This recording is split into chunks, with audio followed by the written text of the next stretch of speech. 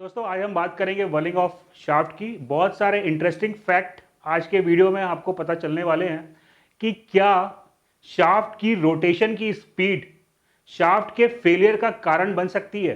तो बहुत सारे इंटरेस्टिंग फैक्ट्स हैं जो हम आज की क्लास में डिस्कस करने जा रहे हैं। तो आज हम क्रैक करेंगे वर्लिंग ऑफ शाफ्ट को। तो मिलते हैं इस प्रोमो के बाद।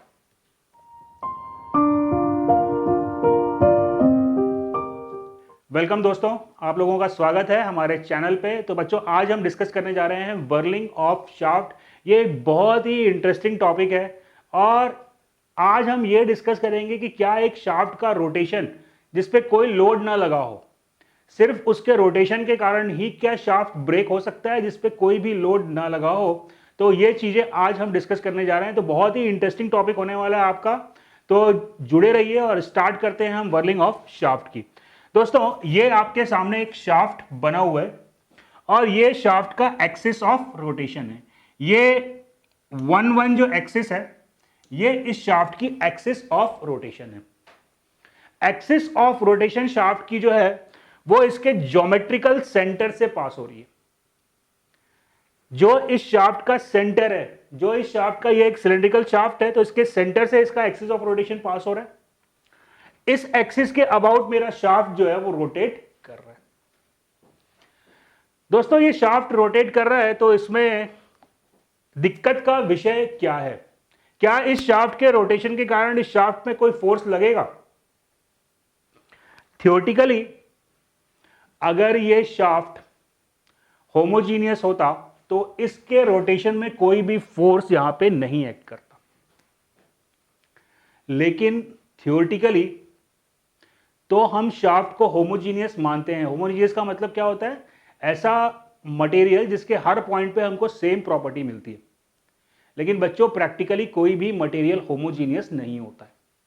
होमोजीनियस नहीं होता है इसका मतलब आप कितनी भी अच्छी मैन्युफैक्चरिंग टेक्निक का इस्तेमाल करें, आपको यह शाफ्ट के हर पॉइंट पे सेम डेंसिटी नहीं मिलेगी।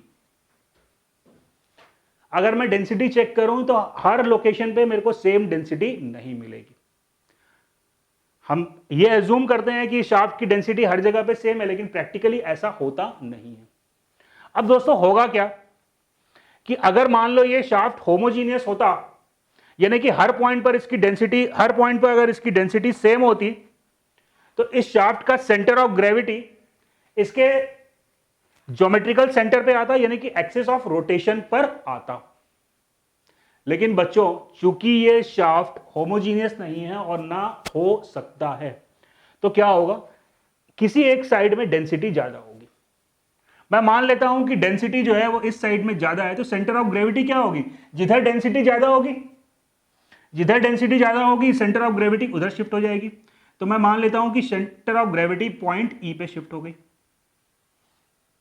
सेंटर ऑफ ग्रेविटी पॉइंट ई पे शिफ्ट हो गई, या इसको हम पॉइंट ई पे शिफ्ट हो गई।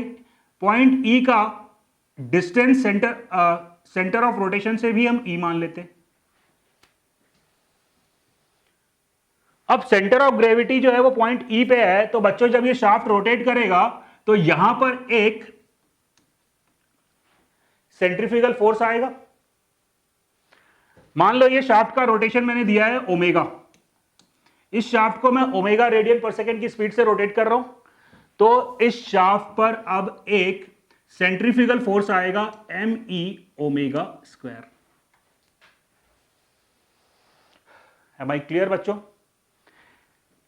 दोस्तों जैसे ही मैं शाफ्ट को रोटेट करूंगा, जैसे ही मैं शाफ्ट को रोटेट करूंगा, इस शाफ्ट पे एक सेंट्रीफ्यूगल फोर्स एक्ट करेगा एम ई ओमेगा स्क्वायर।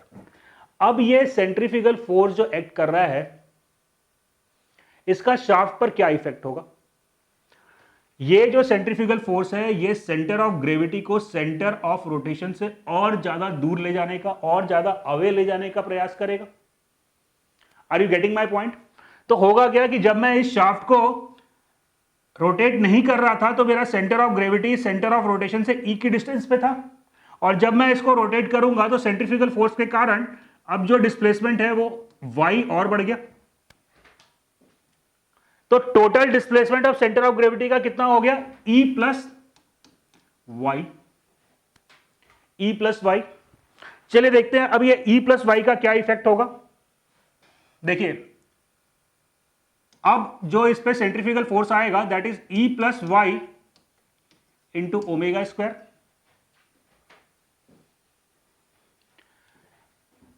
पहले आपका जो सेंटर ऑफ ग्रेविटी था वो सेंटर ऑफ रोटेशन से ई डिस्टेंस पे था। जब आपने शाफ्ट को रोटेट किया तो सेंट्रीफ्यूगल फोर्स के कारण वाई डिस्प्लेसमेंट और बढ़ गया, यानी कि अब डिस्प्लेसमेंट कितना हो गया, ई प्लस वाई। यानी कि अब सेंट्रीफ्यूगल फोर्स कितना आएगा, M into E plus Y into omega square. दोस्तों ये जो फोर्स है वो सेंटर ऑफ ग्रेविटी को सेंटर ऑफ रोटेशन से दूर लेके जा रहा है। तो क्या कोई ऐसा भी फोर्स होगा जो सेंटर ऑफ ग्रेविटी को ई से दूर जाने के लिए अपोज करेगा? बच्चों जैसे सेंटर ऑफ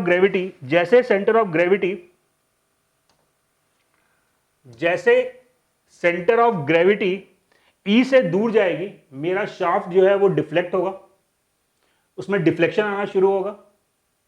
और हर बॉडी की एक प्रॉपर्टी होती है कि वो अपने डिफ्लेक्शन को, अपने अंदर होने वाले डिफॉर्मेशन को रेजिस्ट करता है, जिसे हम कहते हैं उस बॉडी की स्टिफनेस रेजिस्ट द डिफॉर्मेशन। तो जब ये शाफ्ट को मैं रोटेट कर रहा हूं तो वाई का इसमें डिस्प्लेसमेंट या डिफॉर्मेशन आ रहा है। तो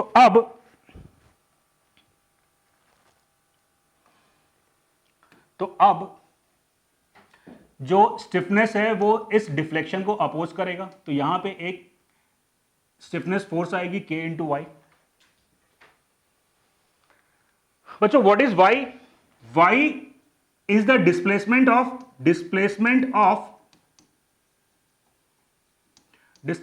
of CG center of gravity due to centrifugal force.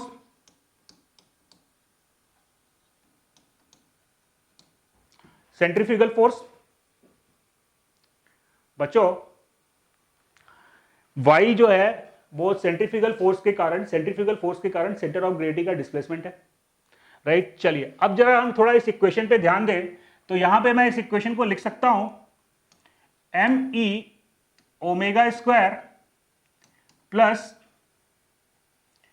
M Y omega square equal to K Y,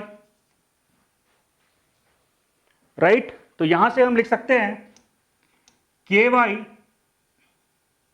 minus M Y